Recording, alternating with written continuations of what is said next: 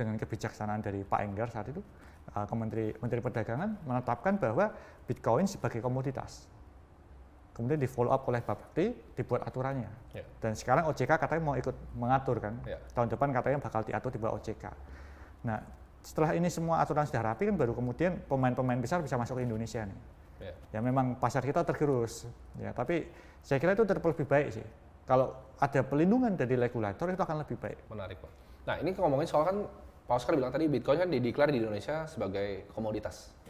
Ya. Nah, karakteristik kan sekarang di dunia kripto itu ada dua kubu kan sebenarnya. Ada kubu yang bilang Bitcoin ini adalah komoditas, kubunya Bitcoin dan kubunya kripto. Yang kubunya kripto tuh yang waktu itu dipimpin poster child-nya adalah Sam Bankman kan. Dia yang bikin Serum, FTT, Solana. Nah, kubu Bitcoin ini justru dorong Gary Gensler SEC untuk regulasi nih yang dibilangnya crypto securities.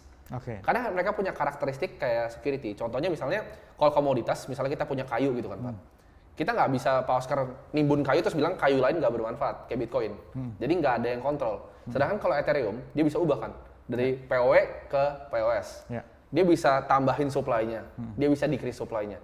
Nah, menurut Pak Oscar sebenarnya apa sih yang bikin kayak gini? Jadi kenapa ada kubu Bitcoin dan kenapa ada yang kubu kripto ini? Saya kira ini masalah pendekatan idealisme ya. Kalau saya boleh jujur ya, idealisme saya itu tetap menyatakan bahwa Bitcoin itu adalah currency. Ada currency, ada securities, adalah daripada komoditas ya. Tapi kita harus menyadari satu hal.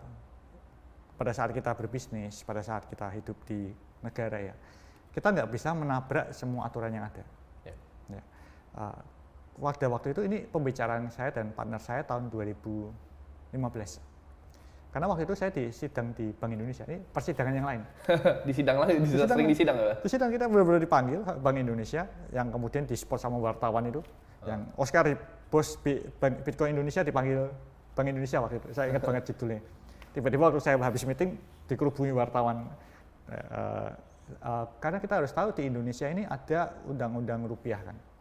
Undang-undang rupiah itu langsung memotong mengenai pembayaran harus menggunakan rupiah.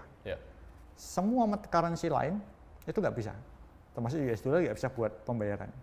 Terus yang kedua ada undang-undang yang mengatur tentang securities. Kalau kita pendekatan Bitcoin sebagai sebuah efek, itu juga nggak bisa sama sekali.